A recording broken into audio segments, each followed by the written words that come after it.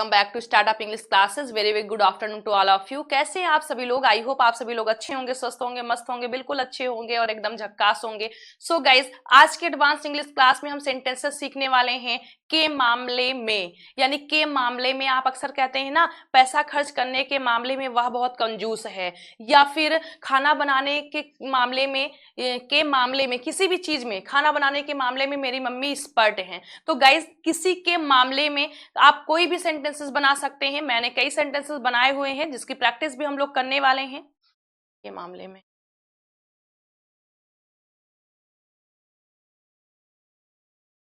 Hey guys, welcome back to Startup English Classes. Very good afternoon to all of you. कैसे हैं आप सभी लोग? आई होप आप सभी लोग अच्छे होंगे, स्वस्थ होंगे, मस्त होंगे और बिल्कुल झक्कास होंगे। सो गाइज, आज के जो हमारे एडवांस इंग्लिश के सेंटेंसेस हैं वो बहुत ही इंटरेस्टिंग और यूजफुल सेंटेंसेस हैं। तो आइए आज की क्लास को स्टार्ट कर रहे हैं। जैसा कि आप देख पा रहे होंगे, के मामले में की हेल्प से बने हुए सेंटेंसेस हैं और बहुत ही इंटरेस्टिंग सेंटेंसेस। आप अक्सर कहते हैं ना, पैसा खर्च करने के मामले में मेरे दादाजी बहुत कंजूस हैं। तो गाइज, मेरे ही नहीं बल्कि सबके दादाजी पैसा खर्च करने के मामले में बहुत ही कंजूस होते हैं। तो आइए देखते हैं कि इसके लिए हम इंग्लिश में क्या यूज करते हैं या सेंटेंसेस को हम इंग्लिश में कैसे ट्रांसलेट करते हैं। लेकिन उससे पहले आप में से कोई ऐसा है जो आज पहली बार हमारे साथ जुड़ा है और अभी तक चैनल को सब्सक्राइब नहीं किया है, तो चैनल को सब्सक्राइब कर लीजिए ताकि हर वीडियोस की नोटिफिकेशन आप सब तक समय से पहुंचती रहे और आप भी अपनी इंग्लिश को बेहतर से बेहतर बना सकें और आपका भी इंग्लिश सीखने का सपना साकार हो सके। तो आइए देखते हैं। तो देखिए, के मामले में, इंग्लिश पढ़ाने के मामले में वह बहुत अच्छी है, पैसा खर्च करने के मामले में मेरे दादाजी बहुत कंजूस हैं, खाना बनाने के मामले में मेरी मम्मी निपुण हैं। तो गाइज, ऐसे सेंटेंसेस को हम इंग्लिश में कैसे ट्रांसलेट करते हैं, तो आज हम यही सीखने वाले हैं। तो देखिए, के मामले में के लिए हम लिखते हैं क्या? इन टर्म्स ऑफ। क्या लिखते हैं? इन टर्म्स ऑफ मीन्स के मामले में। अब सेंटेंसेस आपके जो हैं वो कैसे भी सेंटेंसेस बन सकते हैं जब इन टर्म्स ऑफ आपको लिखना है के मामले में के लिए। जैसे बात करने के मामले में वह बहुत माहिर है, या फिर झूठ बोलने के मामले में वह बहुत माहिर है, या फिर खाना बनाने में वह बहुत मास्टर है या एक्सपर्ट है। कैसे भी सेंटेंसेस आप बना सकते हैं।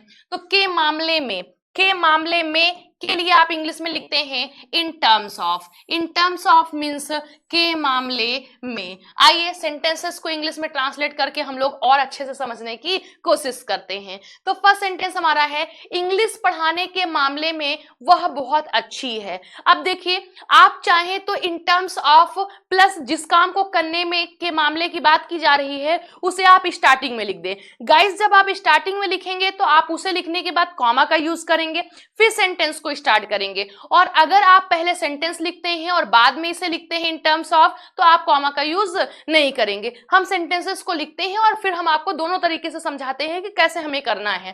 फर्स्ट सेंटेंस हमारा कह रहा है, इंग्लिश पढ़ाने के मामले में वह बहुत अच्छी है। तो क्या करेंगे हम फर्स्ट सेंटेंस में? के मामले में तो हम लिखेंगे इन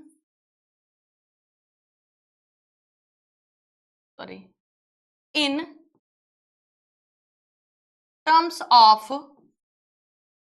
टीचिंग, वर्ब होगी तो आईएनजी फॉर्म आएगी। इन टर्म्स ऑफ टीचिंग इंग्लिश वह बहुत अच्छी है। She is very good. अब देखिए, आप इंग्लिश पढ़ाने के मामले में पहले लिखेंगे in terms of teaching English, फिर कॉमा का यूज करेंगे C is very good. In terms of teaching English C is very good, या फिर आप कह सकते हैं C is very good in terms of teaching English. So guys, यहां पर अगर कोई वर्ब आएगी तो जो वर्ब होगी वो आईएनजी फॉर्म में होगी।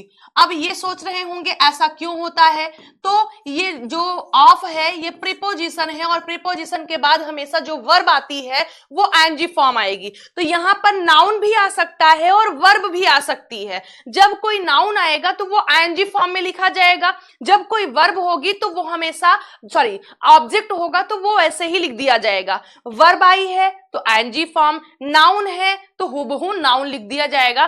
कुछ ऐसे भी एक दो सेंटेंसेस होंगे जहां पर हमने नाउन लिया हुआ है, तो हम दोनों तरीके से आपको बताएंगे। तो क्या हो जाएगा first sentence, in terms of teaching English she is very good. So I hope आपको समझ में आया होगा। आइए सेकेंड सेंटेंस हम लोग देखते हैं। हमारा सेकेंड सेंटेंस कह रहा है पैसा खर्च करने के मामले में मेरे दादाजी बहुत कंजूस हैं। तो गाइज मेरे ही नहीं, सबके दादाजी बहुत कंजूस होते हैं, उनसे पैसा निकलता नहीं है। तो क्या करेंगे आप, पैसा खर्च करने के मामले में आप बोलेंगे इन टर्म्स ऑफ स्पेंडिंग मनी। क्या हो जाएगा, मेरे दादाजी, माई ग्रैंडफादर क्या है, पैसा खर्च करने के मामले में मेरे दादाजी बहुत कंजूस हैं। So my grandfather is very miser. क्या हो जाएगा, in terms of spending money my grandfather is very माइजर।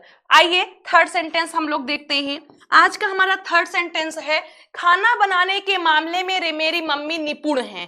खाना बनाने के मामले में मेरी मम्मी निपुण है। सो गाइज आपको बहुत से लोगों को ये निपुण नहीं समझ में आ रहा होगा, ये क्या है। निपुण का मतलब परफेक्ट है, पूर्ण है, यानी एक्सपर्ट है उस चीज की, तो वहां पर हम निपुण। निपुण एक फ्रेज होता है eight home in. At home in का मतलब होता है निपुण, यानी एक्सपर्ट जब आप किसी भी चीज का बोलते हैं तो। आइए थर्ड सेंटेंस देखते हैं। खाना बनाने के मामले में तो आप क्या लिखेंगे, in terms of verb ING form of cooking food. मेरी मम्मी, खाना बनाने के मामले में मेरी mummy. So my mother is. अब फ्रेज अगर आप लिखते हैं my mother is at home in. At home in का मतलब होता है निपुण, जो इसका हुबहू हिंदी मीनिंग होती है, जो कि एक फ्रेज है, यानी इडियम फ्रेज आप कह सकते हैं। तो इन terms of cooking food my mother is at home in. At home in means expert किसी भी चीज का। तो आई होप आपको थर्ड सेंटेंस समझ में आया होगा। तो गाइज आइए हम लोग फोर्थ सेंटेंस देखते हैं और सीखने की कोशिश करते हैं। झूठ बोलने के मामले में वह माहिर है। झूठ बोलने के मामले में वह माहिर है, उसने सारी कलाएं पास की है जब झूठ बोलने की बात आती है। तो आप क्या लिखेंगे झूठ बोलने के मामले में, इन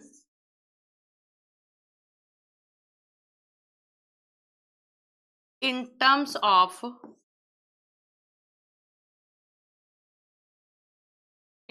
ऑफ टेलिंग अ लाई, वह माहिर है, he is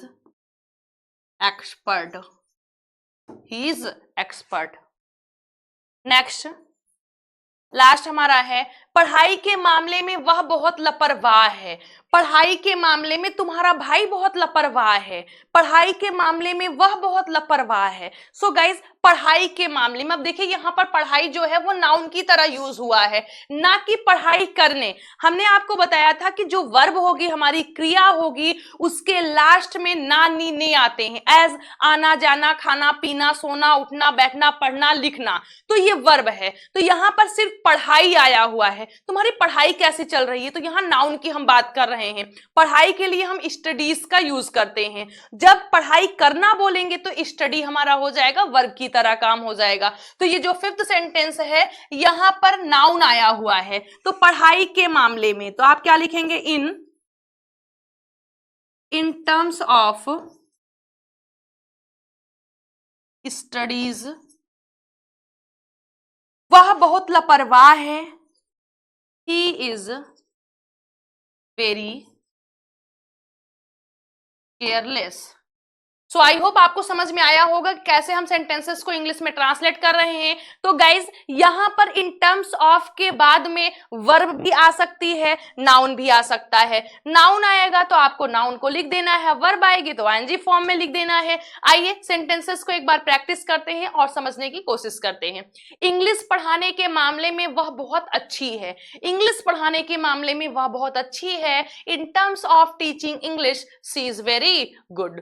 पैसा खर्च करने के मामले में दादाजी बहुत कंजूस हैं, तो क्या हो जाएगा, in terms of spending money my grandfather is very माइजर। In terms of spending money my grandfather is very miser. आइए थर्ड सेंटेंस देखते हैं, खाना बनाने के मामले में मेरी मम्मी निपुण हैं, तो क्या हो जाएगा, in terms of cooking food my mother is at home in. In terms of cooking food my mother is at home इन। फिर झूठ बोलने के मामले में तुम बहुत माहिर हो, तो क्या बोलेंगे, इन terms of telling a lie he is expert. क्या हो जाएगा, in terms of telling a lie he is expert. फिर पढ़ाई के मामले में वह बहुत लापरवाह है, पढ़ाई के मामले में वह बहुत लापरवाह है, इन terms of studies he is very careless. So guys, I hope कि ये सेंटेंसेस आपको समझ में आए होंगे, कोई भी डाउट नहीं होगा। लेकिन अगर फिर भी आपका कोई डाउट होता है, कोई क्वेश्चन होता है, कोई क्वेरी होती है, या फिर मेरे लिए कोई सजेशन होती है, तो आप उसे कमेंट बॉक्स में लिख करके पूछ सकते हैं। जैसे ही मुझे आपका वो मैसेज मिलेगा, हम रिप्लाई करने की कोशिश करेंगे। तो गाइस चलिए आज की क्लास को यहीं पर फिनिश करते हैं, लेकिन उससे पहले आप में से कोई ऐसा है जो आज पहली बार हमारे साथ जुड़ा है और अभी तक चैनल को सब्सक्राइब नहीं किया है, तो चैनल को सब्सक्राइब कर लीजिए, ताकि हर वीडियोस की नोटिफिकेशन आप सब तक समय से पहुंचती रहे और आप भी अपने इंग्लिश को बेहतर से बेहतर बना सके। और ऐसे ही इंटरेस्टिंग वीडियोस आपको अगर और चाहिए तो कमेंट बॉक्स में लिखिए दिल मांगे मोर। क्या मांगे मोर, आपका दिल मांगे मोर, इसको टाइप करिए, तो आपको ऐसे ही क्लासेस आगे कंटिन्यू मिलती रहेंगी। तो चलिए आज की क्लास को हम यहीं पर फिनिश करते हैं, मिलते हैं आप लोगों से कल नए वीडियो में नए सेंटेंसेस के साथ, एक नए जोश के साथ। So till then bye, take care, खुश रहिएगा आप लोग, स्वस्थ रहिएगा और मस्त रहिएगा।